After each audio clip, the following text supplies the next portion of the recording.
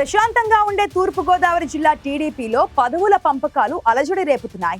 జిల్లా అధ్యక్ష ఎంపిక అగ్రనాయకత్వానికి తలనొప్పిగా మారింది. జిల్లా అధ్యక్ష పదవి ఎంపిక వివాదాస్పదంగా మారిన టీడీపీ అధిష్టానం వెనుకడుగు వేయలేదు.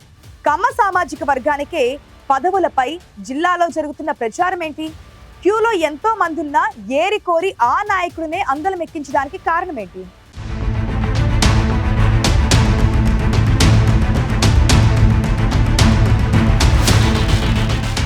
కూటమి ప్రభుత్వం అధికారంలోకి వచ్చాక ఏపీలో కమ్మ సామాజిక వర్గానికే పెద్దపీట వేస్తోంది.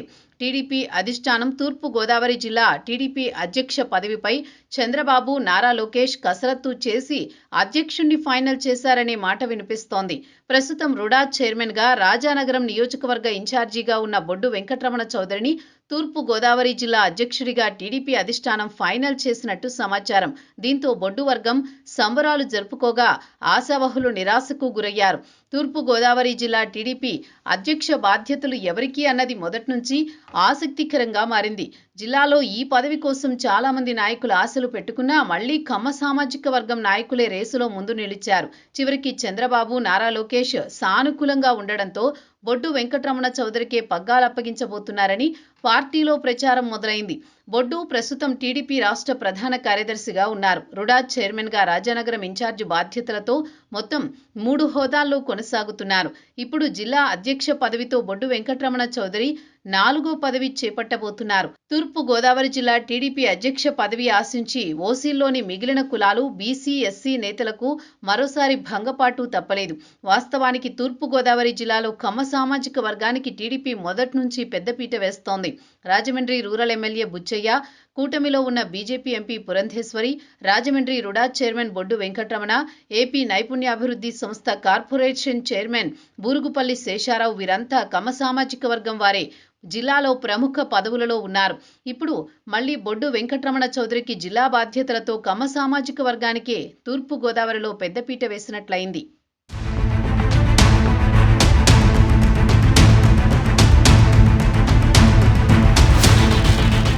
కూటమి అధికారంలోకి వచ్చి ఏడాదిన్నర అవుతోంది. ఎన్నికలకి ఇంకా 3 ఏళ్ల టైం ఉంది. ఇప్పటి నుంచే పార్టీని లైన్లో పెట్టే ప్రయత్నాల్లో సీఎం చంద్రబాబు ఉన్నారు. జిల్లా అధ్యక్షుల నియామకం ఆలస్యం కావడంపై ఆరా తీసిన టీడీపీ అధినేత స్వయంగా తానే 3 మెన్ కమిటీల రిపోర్టులను పరిశీలించి సర్వే రిపోర్టుల ఆధారంగా ఓ అంచనాకు వచ్చారు.